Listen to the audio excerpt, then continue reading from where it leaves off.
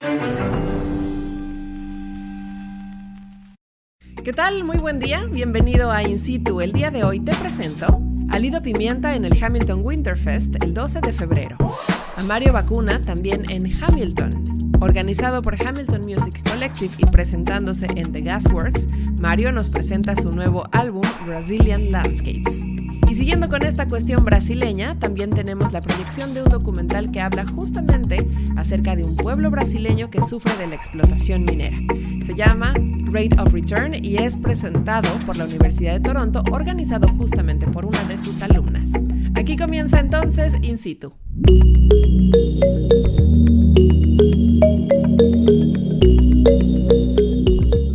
Lido Pimienta es originaria de Colombia, pero radica aquí en Toronto. Ella ha ido construyendo su carrera bajo los géneros de lo electrónico, de los ritmos latinos, también un poquito de cumbia. Y bueno, al día de hoy es muy reconocida. Ha ganado un premio Grammy, ha sido ganadora del premio Polaris y su más reciente disco se llama Miss Colombia, el cual, bueno, pues ha sido multigalardonado. Muy reconocido. Es por eso que una presentación de Lido Pimienta, vaya que es esperada. Por eso, el tener la oportunidad de verla en esta siguiente edición del Hamilton Winterfest es un deleite. Su presentación va a ser el 12 de febrero a las 8 de la noche en The Music Hall. Esto es en el número 24 de Main Street West, allá por supuesto en Hamilton. Esperemos que esto no se cancele, dadas las restricciones que estamos teniendo aquí en Canadá y precisamente en Ontario por todo lo que tiene que ver con el Omicron. Pero hasta el momento esta presentación sigue abierta, sigue vigente. Cualquier cambio, por supuesto, te lo estaremos avisando, pero en el Inter, ¿por qué no? Ve agendando entonces a Lido Pimienta el 12 de febrero. Y siguiendo con los eventos de Hamilton, fíjate, Hamilton está con todo. Tendremos a Mario Bacuna presentando su nuevo disco. Él, que es de Brasil, es originario de Brasil, está presentando su nuevo disco que se llama Brazilian Landscapes. Va a venir en abril 14 a las 8 de la noche, en un concierto que está organizado por Hamilton Music Collective. Así que en este lugar llamado The Gasworks, en el número 141 de Park Street North, allá en Hamilton, va a estar presentando este nuevo disco. Es una cuestión de jazz, por supuesto que celebra toda la cultura y toda la vibra brasileña. Así que no te pierdas a Mario Bacuna entonces en abril 14 a las 8 de la noche allá en Hamilton. Esperemos que para ese momento la pandemia ya sea cosa, si no del pasado, ya esté mucho más controlado. De cualquier forma, insisto nuevamente, cualquier cambio te lo haremos saber. Y bueno, en la edición pasada de In Situ, en el episodio número 3, hablando de los eventos que sucederán o que sucederían en enero, hablábamos de este concierto de la guitarrista argentina Daniela Rossi, organizado por Guitar Society of Toronto. Lamentablemente, debido a las restricciones y que ya es en unos cuantos días sería en unos cuantos días este evento, bueno, pues Guitar Society of Toronto decidió cancelarlo. Así, simplemente cancelar este evento, así que tendrá que ser en otra ocasión cuando podamos ver a Daniela Rossi en concierto. Originalmente esto iba a ser en enero 22, o sea, ya, en la iglesia de San Andrew. Pero bueno, hasta la próxima será que podamos ver a Daniela Rossi. De cualquier forma, si quieres enterarte más acerca de la cancelación, si tenías boletos ya comprados o cualquier eventualidad con respecto a esto, tú revisa la página de Guitar Society of Toronto, la cual aquí te la pongo y es guitarsocietyoftoronto.com. Y finalmente tuvimos la posibilidad de platicar con Ana Carneiro. Ella es una estudiante de la Universidad de Toronto y entre sus temas de investigación primordialmente se encuentra la cuestión minera, la extracción minera y cómo es que esto genera situaciones de mucha injusticia para los pueblos originarios, para los pueblos en donde se encuentran estas minas. Ella es de Minas Gerais, esta provincia allá en Brasil, en donde justamente sucede este documental que se llama Rate of Return, específicamente en un pueblo que se llama Sao Pedro. Entonces, en enero 20, mañana, justamente al día siguiente del estreno de este episodio de In Situ, se estará proyectando en línea, organizado por la Universidad de Toronto, este documental, y después habrá una mesa redonda con los organizadores, con los cineastas, con quienes realizaron este documental.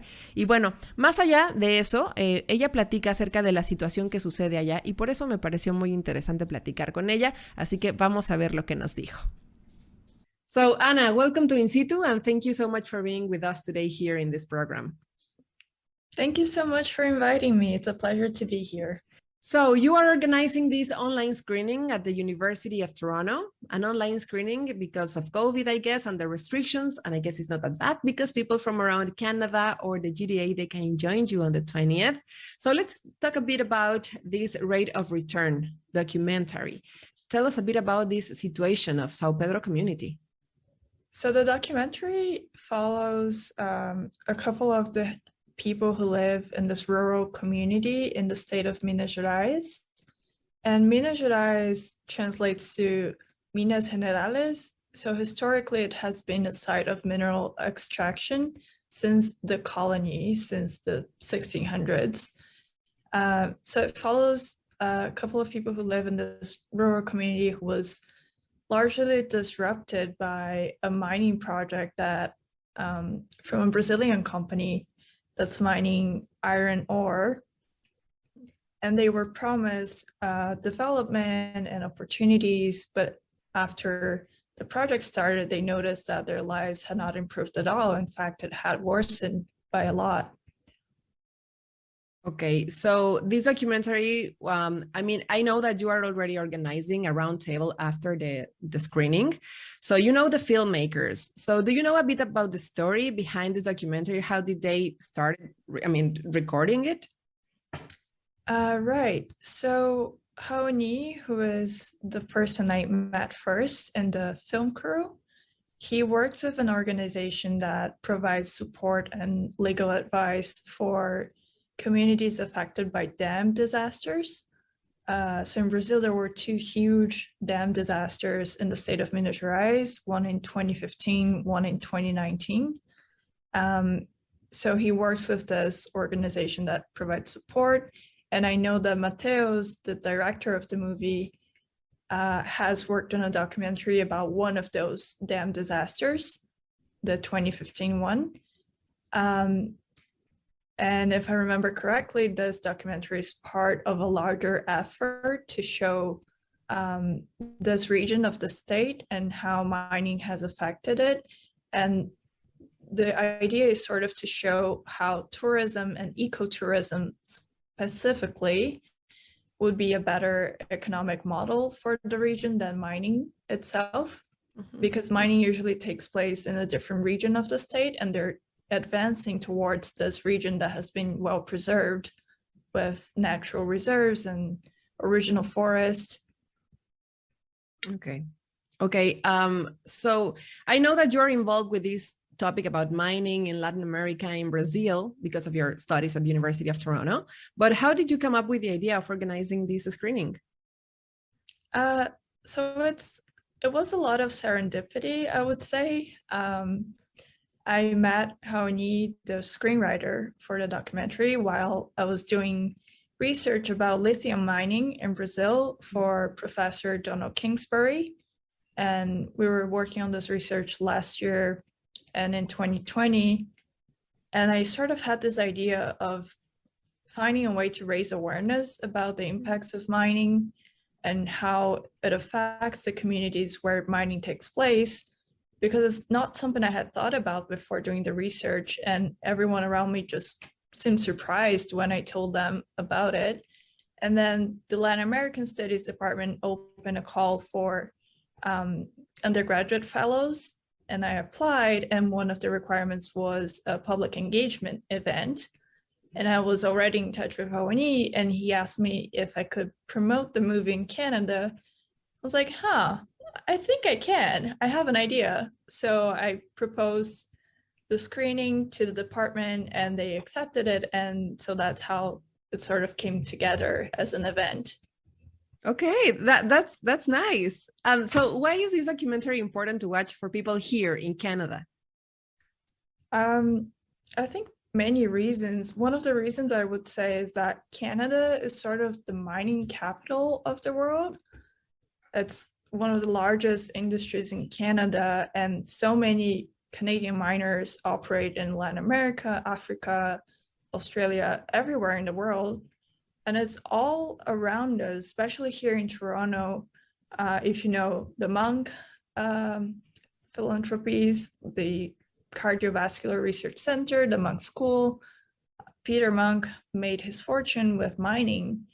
And so many mining companies are headquartered in Toronto and are present in the TSX, the stock exchange of Toronto.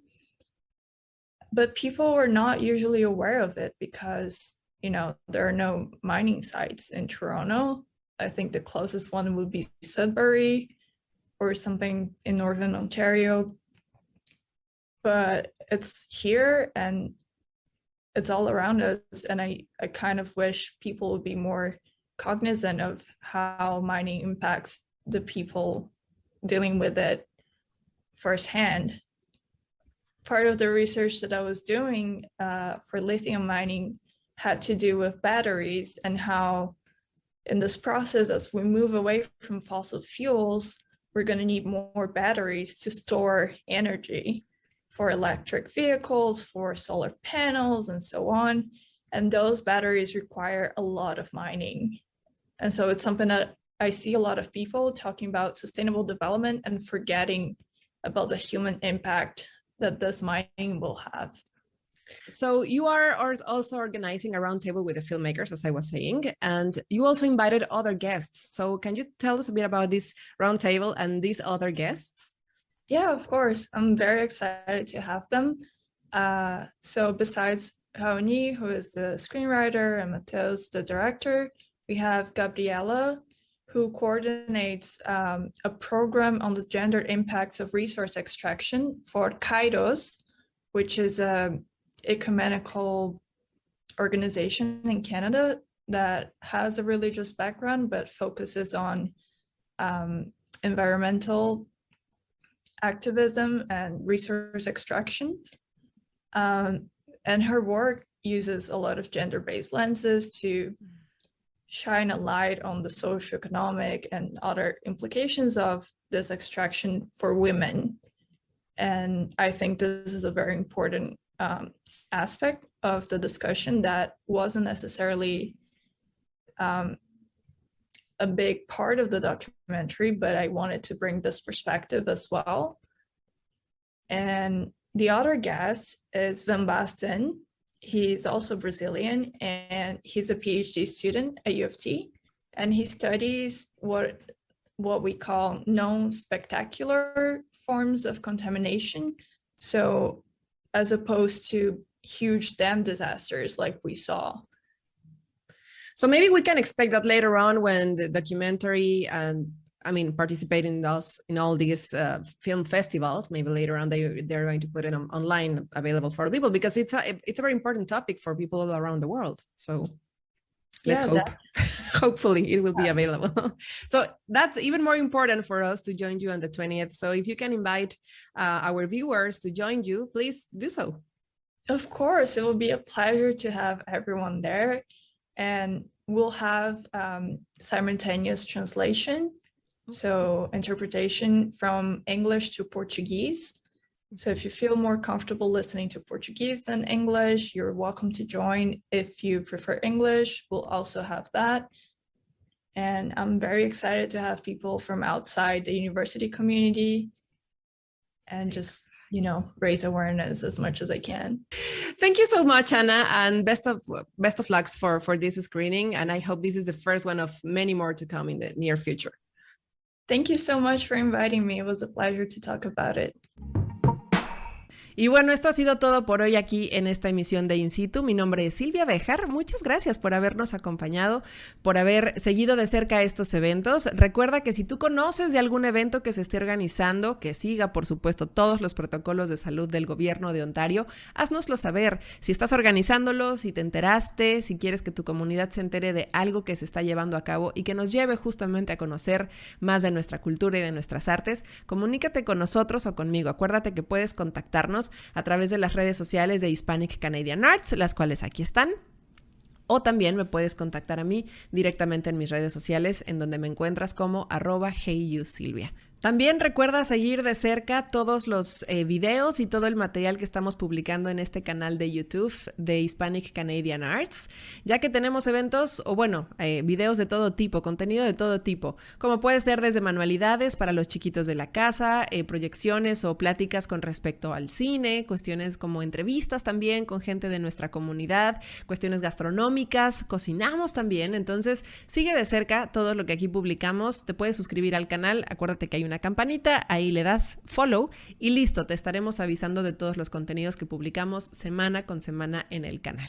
Ahora sí, me despido, mi nombre es Silvia Véjar, gracias por haber seguido esta emisión de Situ y recuerda, nos escuchamos o nos vemos dentro de 15 días aquí en las redes sociales y en el canal de YouTube de Hispanic Canadian Arts. Que tengas un excelente día.